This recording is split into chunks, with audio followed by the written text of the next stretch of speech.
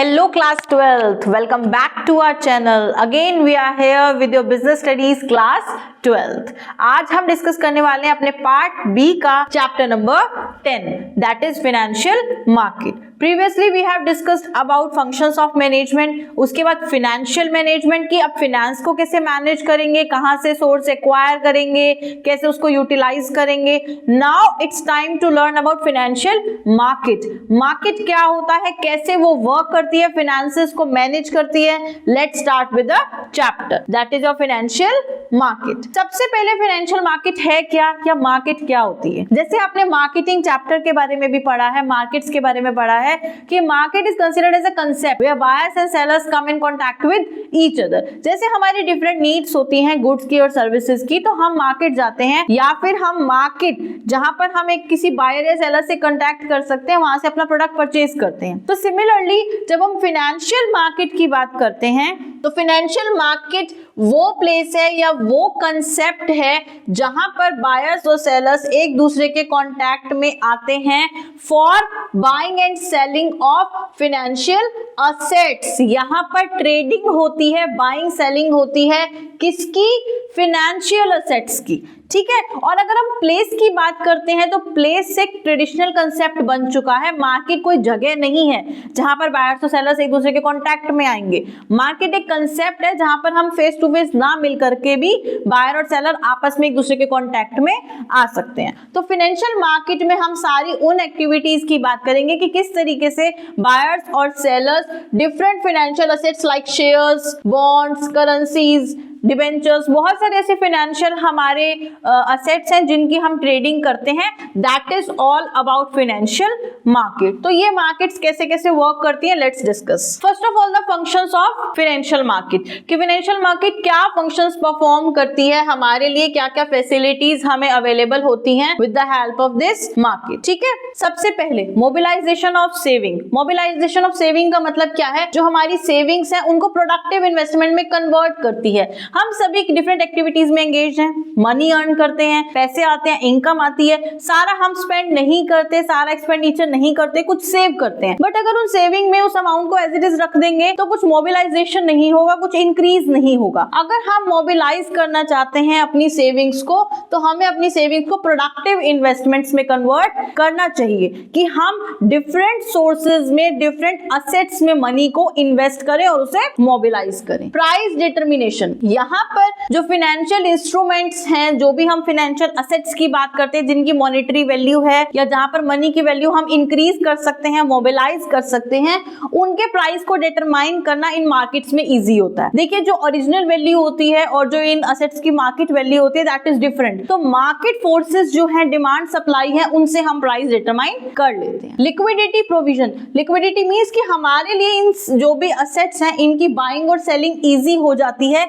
Easily हम अपनी buying करके अपने कैश को इन्वेस्ट कर सकते हैं, सेविंग्स को इन्वेस्ट कर सकते हैं और सेल करके उसको इजीली कैश में कन्वर्ट भी कर सकते हैं whenever we need. Risk sharing. यहाँ पर डिफरेंट इन्वेस्टर्स होते हैं, डिफरेंट टाइप की एक्टिविटीज होती हैं, तो यहाँ पर थोड़ा बहुत मार्केट में हम रिस्क भी शेयर कर लेते हैं अमंग द इन्वेस्टर्स. और कैपिटल फॉर्मेशन. कोई भी बड़ी कंपनी फॉर्म होती है या कोई भी बड़ा ऑर्गेनाइजेशन वर्क करता है, तो वहां पर जो कैपिटल की रिक्वायरमेंट होती है, कैपिटल फॉर्मेशन की जरूरत होती है, उसको फैसिलिटेट करती है ये मार्केट के डिफरेंट सोर्सेज हैं, अवेलेबल हैं. बहुत सारे बायर्स और सेलर्स एक दूसरे के कांटेक्ट में आ सकते हैं और अपनी इकोनॉमिक ग्रोथ को सपोर्ट कर सकते हैं. अगर ऐसी मार्केट्स नहीं होंगी, लोग अपनी सेविंग्स को मोबिलाइज नहीं करेंगे, इन्वेस्ट नहीं करेंगे, तो इतना सारा पैसा कहां से आएगा. यही मनी होता है जिसको हम डिफरेंट टाइप्स में इन्वेस्ट करके और 2, 3 टाइम्स, 10 टाइम्स और उससे मोबिलाइज कर सकते हैं, मनी क्रिएट कर सकते हैं. तो मार्केट्स हमारे लिए बहुत इंपॉर्टेंट है. अगर हम फाइनेंशियल मार्केट की बात करते हैं तो बेसिकली इसका क्लासिफिकेशन होगा 2 मार्केट्स में. That is your first one money market and capital market. ठीक है. 2 टाइप्स ऑफ फाइनेंशियल मार्केट हैं. मनी मार्केट जो शॉर्ट टर्म असेट्स इंस्ट्रूमेंट्स में डील करती है, कैपिटल मार्केट जो लॉन्ग टर्म सिक्योरिटीज असेट्स में डील करती है. शॉर्ट टर्म और लॉन्ग टर्म मींस जिनका maturity period less than 1 year होता है वो शॉर्ट टर्म होती हैं, और जिनका maturity period more than 1 year होता है वो लॉन्ग टर्म सिक्योरिटीज होती हैं, जो हमारी कैपिटल मार्केट में आती हैं। और ये कैपिटल मार्केट भी फर्दर क्लासिफाइड है इनटू प्राइमरी एंड सेकेंडरी, इसे भी अभी हम डिस्कस करेंगे। Got it? अब पहले बात करते हैं मनी मार्केट की, जहां पर हम शॉर्ट टर्म सिक्योरिटीज में डील करते हैं जिनका मैच्योरिटी पीरियड क्या है, लेस देन 1 ईयर और अप टू 1 ईयर। ठीक है, ये शॉर्ट टर्म फंड्स हैं। अब सभी लोग लॉन्ग टर्म डेली इन्वेस्ट नहीं कर सकते, या फिर किसी की रिक्वायरमेंट छोटे टाइम के लिए होती है, थोड़ा अमाउंट होता है, तो ऐसी सिचुएशन में हम मनी मार्केट में वर्क करते हैं। कौन कौन से इंस्ट्रूमेंट्स हैं जो इस मार्केट में अवेलेबल होते हैं जिनका maturity period up to 1 year होता है? किसी का 15 डेज टू 1 मंथ होता है, किसी का 1 ईयर होता है, किसी का 3 मंथ्स होता है। इस टाइप के इंस्ट्रूमेंट्स हैं जैसे treasury bills, commercial paper, certificate of deposit, call money, commercial bills of exchange. This is not repeat हो गया एक पॉइंट, कोई बात नहीं, है तो मनी मार्केट इंस्ट्रूमेंट। तो मनी मार्केट इंस्ट्रूमेंट्स ये हमारे शॉर्ट टर्म नीड्स को फुलफिल करते हैं। इन इंस्ट्रूमेंट्स की ज्यादा डिटेल आपके सिलेबस में नहीं है, ज्यादा इससे रिलेटेड क्वेश्चन आने के चांसेस नहीं है, but you must know about such instruments जिससे हम मनी मार्केट में वर्क करते हैं, डील करते हैं। ठीक है, नेक्स्ट आता है आपका कैपिटल मार्केट, वो मार्केट जहां पर हम लॉन्ग टर्म सिक्योरिटीज में डील करते हैं जिनका मैच्योरिटी पीरियड क्या होता है, मोर देन 1 ईयर। ठीक है, market for long term funds and securities, और इसके कंपोनेंट्स आई टोल्ड यू 2 होते हैं, प्राइमरी एंड सेकेंडरी। अब ये प्राइमरी और सेकेंडरी क्या है? प्राइमरी पहला, सेकेंडरी दूसरा।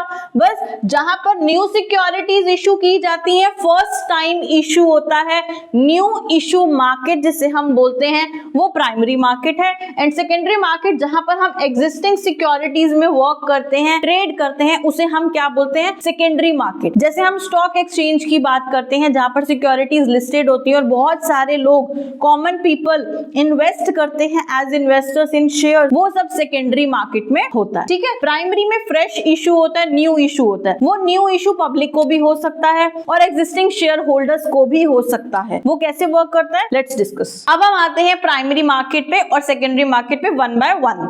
Let's start with primary. Primary जहां पर फ्रेश इशू होता है, securities are issued here for the first time.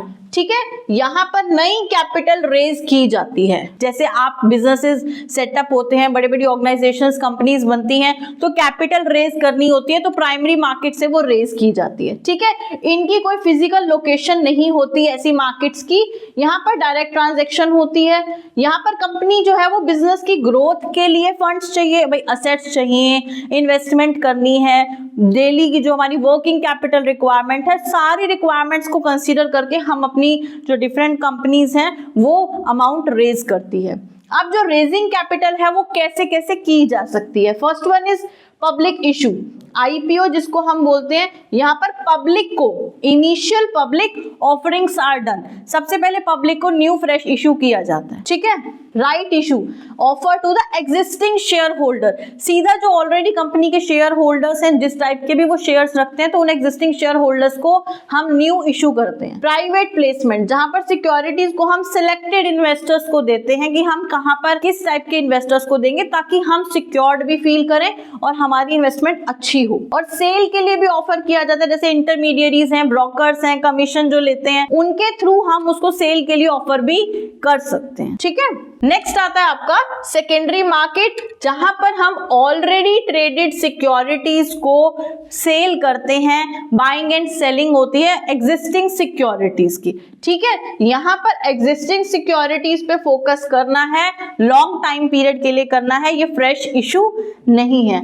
कौन कौन सी सिक्योरिटीज हो सकती हैं, लाइक हमारी equity shares, preference shares, debentures, कोई भी बोरोइंग्स हैं, इस टाइप के फंड्स क्या फंक्शंस करते परफॉर्म करते हैं, लिक्विडिटी प्रोवाइड करते हैं। भाई इजीली आप कभी भी आपको पैसे चाहिए तो आप सेल कर दो, इन्वेस्ट करना है तो परचेज कर लो। Price discovery, I told you कि जिस तरीके से बाइंग एंड सेलिंग होती रहती है, जैसे प्रोडक्ट्स की होती है वैसे ही फाइनेंशियल असेट्स की होती है, तो मार्केट डिमांड और सप्लाई फोर्सेस से हम प्राइस को डिस्कवर कर सकते हैं। हमारे इन्वेस्टर्स को प्रोटेक्शन मिलती है थ्रू रेगुलेशन की, एक मार्केट प्रॉपर्ली फॉर्म्ड है जहां पर गलत काम नहीं हो सकते, जहां पर हर चीज प्रॉपर्ली ट्रेडेड है, लिस्टेड है, उसके रेगुलेशंस मेंशन्ड है। तो यहाँ पे इन्वेस्टर्स के इंटरेस्ट को पूरी तरीके से इंश्योर किया जाता है, प्रोटेक्ट किया जाता है। और कैपिटल फॉर्मेशन भी हमारी बढ़ती है, क्योंकि जितने ज्यादा लोग एक सिक्योरिटी को, असेट को बाय और सेल करेंगे तो उसकी फॉर्मेशन बहुत अच्छी होगी, ज्यादा होगी, दोनों के पॉइंट ऑफ व्यू से, बायर और सेलर दोनों के पॉइंट ऑफ व्यू से ये हमारे लिए बेनिफिशियल होगी। अब बात आती है स्टॉक एक्सचेंज की कि वो क्या होता है, किस तरीके से ये वर्क करता है। देखिए, हमने कहा कि जो सेकेंडरी मार्केट है वहां पर ऑलरेडी एग्जिस्टिंग सिक्योरिटीज की बाइंग एंड सेलिंग होती है। तो वो जो सिक्योरिटीज हैं, जो कंपनीज हैं जो अपनी सिक्योरिटीज को सेल करना चाहती हैं, उन्हें अपनी सिक्योरिटीज को, अपनी कंपनी को स्टॉक एक्सचेंज में लिस्ट आउट कराना पड़ता है, जहां पर सारे सेलर्स जो अपनी सिक्योरिटीज को सेल करना चाहते हैं वो अवेलेबल होते हैं। और स्टॉक एक्सचेंज एक ऑर्गेनाइज्ड मार्केट प्लेस है। ये क्यों बनाई गई? क्योंकि देखिए, फिजिकली हर चीज पॉसिबल नहीं होती, तो यहाँ पर हम कुछ इलेक्ट्रॉनिक फॉर्म में भी ट्रांजैक्शन कर सकते हैं वाया डीमैट अकाउंट। तो स्टॉक एक्सचेंज है जहां पर सिक्योरिटीज लिस्टेड हैं। जो भी कंपनीज अपनी सिक्योरिटीज को सेल करना चाहती हैं, ये उनके लिए मैंडेटरी है कि सबसे पहले वो उस स्टॉक एक्सचेंज में अपनी सिक्योरिटीज को लिस्ट आउट कराएं। एक प्रॉपर ऑर्गेनाइज्ड मार्केट प्लेस है जहां पर सेलर्स अपनी सिक्योरिटीज को सेल कर सकते हैं और बायर्स परचेज कर सकते हैं कि कुछ अनफेयर प्रैक्टिसेस ना हो। ठीक है, हम अगर स्टॉक एक्सचेंज की बात करते हैं, वैसे तो बहुत सारे हैं, बट मेजर जो मेनली हम डिस्कस करते हैं that is Bombay stock exchange and national. Bombay stock exchange हमारा क्या है? Sensex, and national is Nifty. तो यहाँ पर हम इन इंडेक्स में या इन स्टॉक एक्सचेंजेस में अपने शेयर्स की वैल्यू एवरी डे जो इंक्रीज डिक्रीज होती है, जो मार्केट फोर्सेस हैं जिसकी वजह से शेयर्स की वैल्यू फ्लक्चुएट करती है, उसे हम एसेस कर सकते हैं और एज पर आवर रिक्वायरमेंट कितने हमारे पास पैसे हैं, कितना हम इन्वेस्ट कर सकते हैं, हम उसमें इन्वेस्टमेंट करते हैं। ठीक है, तो we get the complete information about that particular security. अब बात आती है सेबी की। सेबी क्या है? Securities exchange board of India. Security exchange board of India क्या है और क्यों फॉर्म किया गया था? बेसिकली यहाँ ये एस्टेब्लिश हुआ था 1988 में। और क्यों किया गया था, इसके कुछ ऑब्जेक्टिव्स हैं। हम कहते हैं कि बायर्स और सेलर्स अपनी डिफरेंट सिक्योरिटीज में ट्रेड कर सकते हैं, स्टॉक एक्सचेंज में सिक्योरिटीज को लिस्ट आउट करते हैं, बट अनफेयर मींस से कुछ भी सेल किया जा सकता है, कोई माल प्रैक्टिसेस फॉलो की जा सकती हैं, ब्लैक मार्केटिंग हो सकती है, गलत तरीके हो सकते हैं, कुछ रूल्स रेगुलेशंस बनाए गए हैं जो सेबी ने बनाए हैं। ये एक एक्सचेंज बोर्ड सेटअप किया गया है जहां पे सिक्योरिटीज की एक्सचेंज के लिए रूल्स, लॉज, रेगुलेशंस हैं जिन्हें फॉलो करके ही सभी इन्वेस्टर्स और जो भी सेलर्स हैं वो अपने अमाउंट को रेज कर सकते हैं। ठीक है, ये सेबी क्यों सेटअप किया गया? To protect investors. जो पैसा लगा रहे हैं उनको कोई हार्म ना हो, कोई झूठे लोग ना हो जो पैसा ले ले और भाग जाए और इन्वेस्टर्स को लॉस हो जाए। लॉस हो सकता है as per the liquidity position और as per the financial condition of that particular company, वो हम कंसीडर करेंगे, बट गलत तरीके से नुकसान नहीं होना चाहिए। रेगुलेटिंग द मार्केट्स को रेगुलेट करना कि कब मार्केट में क्या चेंजेस इंट्रोड्यूस करने की जरूरत है, कैसी फ्लक्चुएशंस आ रही हैं, ये रेगुलेट करते हैं। और अनफेयर जो भी प्रैक्टिसेस हैं उसे डीमोटिवेट करके फेयर प्रैक्टिसेस को प्रमोट करते हैं, सही तरीके से काम करना, गलत काम ना करें लोग। ठीक है, ये तो इसके ऑब्जेक्टिव थे, इसके लिए हम इसको सेटअप करते हैं। और अब आते हैं फंक्शंस। ये जो 3 फंक्शंस हैं एग्जाम के पॉइंट ऑफ व्यू से very important functions of SEBI. SEBI पे क्वेश्चन की क्या होता है, क्या ऑब्जेक्टिव्स होते हैं, इसके क्या फंक्शंस हैं, ये सभी एग्जाम के पॉइंट ऑफ व्यू से बहुत इंपॉर्टेंट। ठीक है, अब फंक्शंस मतलब जनरली भी आ सकता है कि सेबी के फंक्शंस लिखो तो आप सबके बारे में लिख सकते हो, बट सेपरेटली आपसे regulatory functions, development functions, protective functions अलग अलग भी पूछ सकते हैं, तो आपको इसको पूरा गो थ्रू करना है। सिंपली रेगुलेटरी फंक्शंस में वो फंक्शंस आते हैं जहां पर हम रूल्स रेगुलेशंस बनाते हैं, गाइडलाइंस बनाते हैं कि सेबी किस तरीके से कस्टमर के इंटरेस्ट को प्रोटेक्ट करती है। ठीक है, रेगुलेशंस बनाना, लॉज बनाना कि सही तरीके से काम हो। नेक्स्ट आते हैं डेवलपमेंट। अब उस मार्केट की डेवलपमेंट पे वर्क करना है, इन्वेस्टर्स को एजुकेट करना है। जो पैसा लगाने आ रहे हैं सबको मार्केट के बारे में कंप्लीट इंफॉर्मेशन नहीं है, तो सेबी बेसिकली उन्हें एजुकेट करती है मार्केट को डेवलप करने के लिए। आगे ग्रो कब करेगी? जब ज्यादा इन्वेस्टर्स होंगे और वो अच्छा इन्वेस्ट करेंगे। ठीक है, प्रोटेक्टिव फंक्शंस, लॉज बना दिए, रेगुलेशंस बना दिए, डेवलपमेंट पे वर्क कर लिया, उन्हें एजुकेट कर दिया। अब बात आती है प्रोटेक्शन की, इनसाइडर ट्रेडिंग से प्रोटेक्ट करना। इनसाइडर ट्रेडिंग में क्या होता है कि आप गलत तरीके से ट्रेडिंग कर रहे हो, आप अपने बिहाफ पे अलग रेट पे चुपचाप किसी को शेयर दे रहे हो, वो सब गलत है। जो मार्केट रेट पे चल रहा है वही सही है, वही सही तरीके से ट्रेडिंग होगी। तो किसी भी गलत तरीके से ट्रेडिंग करना, अपना फेवरेटिज्म करना, वो गलत है। तो ऐसे सभी अनफेयर मीन्स से हम अपने कस्टमर्स और इन्वेस्टर्स को प्रोटेक्ट करते हैं। यहाँ पर सेबी इसीलिए बेसिकली फॉर्म किया गया था। अगर हम मनी मार्केट और कैपिटल मार्केट में डिफरेंशिएट करते हैं या प्राइमरी और सेकेंडरी में करते हैं, तो ये आपके लिए बहुत इंपॉर्टेंट है एग्जाम के पॉइंट ऑफ व्यू से। डिफरेंस भी आ सकता है, जैसे प्राइमरी में फ्रेश इशू होता है, सेकेंडरी में हमारा ऑलरेडी जो एग्जिस्टिंग सिक्योरिटीज है उसमें कौन कौन से इंस्ट्रूमेंट्स हैं, उसके कौन से इंस्ट्रूमेंट्स हैं, उनका टाइम पीरियड क्या है, इनका टाइम पीरियड क्या है, ये सारे डिफरेंसेस ही आपने लेने हैं। ऐसे ही मनी मार्केट के हैं कि ये इसके इंस्ट्रूमेंट्स कौन से हैं, इसके इंस्ट्रूमेंट्स कौन से, इसका ड्यूरेशन शॉर्ट टर्म है, इसका लॉन्ग टर्म है, जो रिस्क है वो मनी मार्केट में कम है, कैपिटल मार्केट में ज्यादा है, लिक्विडिटी मनी मार्केट में ज्यादा है, कैपिटल मार्केट में कम है। तो इस तरीके से आपको दोनों को डिफरेंशिएट भी करना है, ठीक है। दोनों primary secondary and money market and capital market, दोनों के डिफरेंसेस भी इंपॉर्टेंट है। रिफॉर्म्स फॉर फाइनेंशियल मार्केट, क्या रिफॉर्म्स हमारी गवर्नमेंट ने इस मार्केट के लिए फॉर्म किया? लाइक कैपिटल मार्केट को लिबरलाइज करना, कि आप foreign investment, foreign direct investment, institutional investment को रेज कर रहे हो। Liberal policy, freedom, dematerialisation. Dematerialisation क्या है? जैसे हम पहले क्या था, मटेरियलाइजेशन होता था, पेपर पे सब कुछ होता था। शेयर अगर आपने परचेज करते वो पेपर पे आता था रिटर्न फॉर्म में, अब उसको हमने डीमटेरियलाइज कर दिया, वो इलेक्ट्रॉनिक फॉर्म में होता है। इसीलिए हम जब आज ट्रेड करते हैं तो सबसे पहले हमें क्या करना पड़ता है, डीमैट अकाउंट ओपन करना पड़ता है, जिससे हम इलेक्ट्रॉनिक फॉर्म में अपनी ट्रेडिंग कर सकते हैं। ऑनलाइन ट्रेडिंग प्लेटफॉर्म्स बना दिए ताकि जल्दी हम सेल परचेज कर सके और ज्यादा उसका सेल और परचेज हो सके, फ्लो जो है वो और कई टाइम्स ज्यादा हो जाता है। Stronger SEBI regulations, SEBI form हुआ, टाइम टू टाइम उसकी रेगुलेशंस में चेंजेस किए गए। देखो जितनी ज्यादा बड़ी मार्केट होती जाती है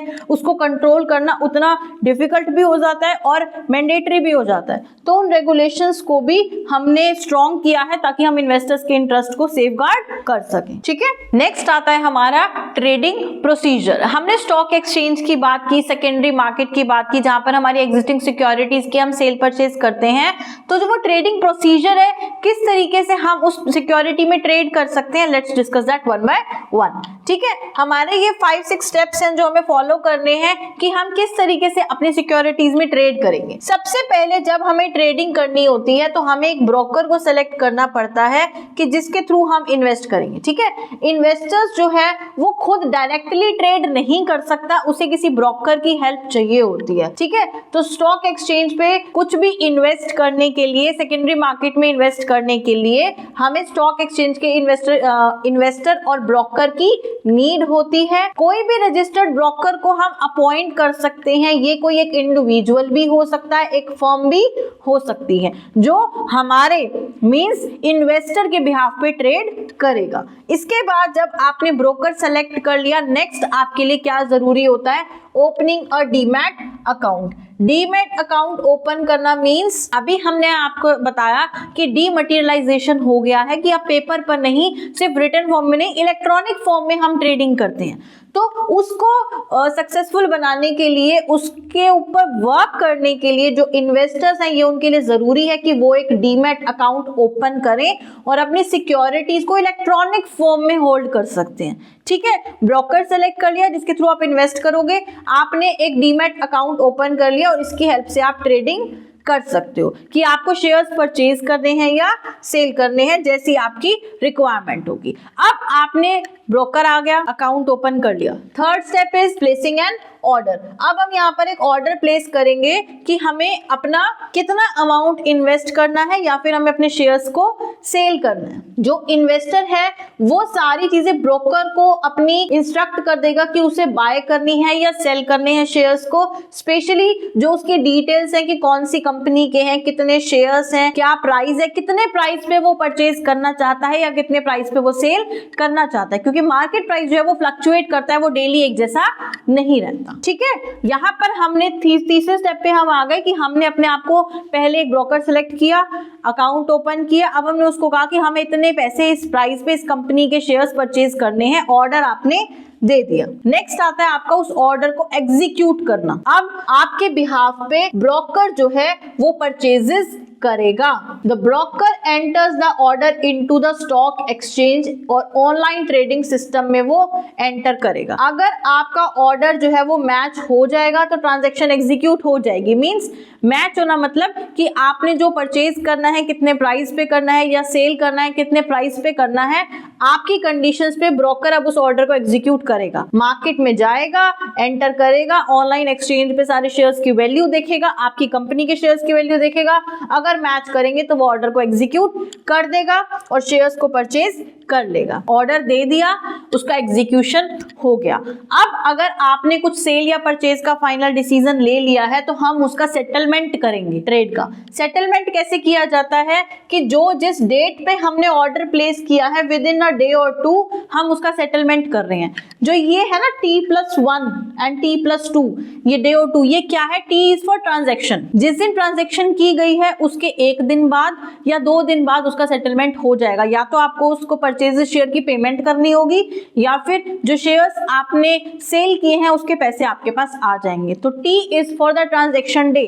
जैसे अगर मंडे को की है तो +1 कंसेप्ट के अकॉर्डिंग ट्यूसडे को, और 2 डेज में है तो वेंसडे को, दूसरे दिन उसका आपके पास सेटलमेंट हो जाएगा। वैसे यूजुअली अब जो है वो T+2 पे ही ये वर्क करता है। तो बायर जो है वो शेयर्स रिसीव करेगा या फिर सेलर को, आप जो भी है बाय कर रहा है वो शेयर ले लेगा, जो सेलर है उसे पेमेंट मिल जाएगी, जिस तरीके का भी वो ट्रेड कर रहा है। अब कॉन्ट्रैक्ट नोट और कंफर्मेशन, आपने ऑर्डर दिया, उसका एग्जीक्यूशन हुआ, सेटलमेंट हुआ, आपके पैसे आएंगे या आपको देने हैं, उसके लिए कॉन्ट्रैक्ट नोट बनेगा और यहाँ पर कंफर्मेशन दी जाएगी कि आपका ऑर्डर है, जो ब्रोकर है उसने क्या क्या आपके लिए इशू किया है। उस कॉन्ट्रैक्ट नोट में लिखा जाएगा कितने शेयर्स हैं, क्या उसका प्राइस होगा, क्या चार्जेस हैं। ब्रोकर अपने भी तो कुछ चार्जेस लेगा ना कि उसने आपके बिहाफ पे इतना सारा वर्क किया है, किस दिन ये ट्रांजैक्शन की गई है, किस टाइम की गई है और कब ये सेटल होगी। ये सारा कुछ कंप्लीटली उस कॉन्ट्रैक्ट नोट में मेंशन किया जाएगा। ट्रेडिंग हो गई। So this was about chapter number 10, that is financial market.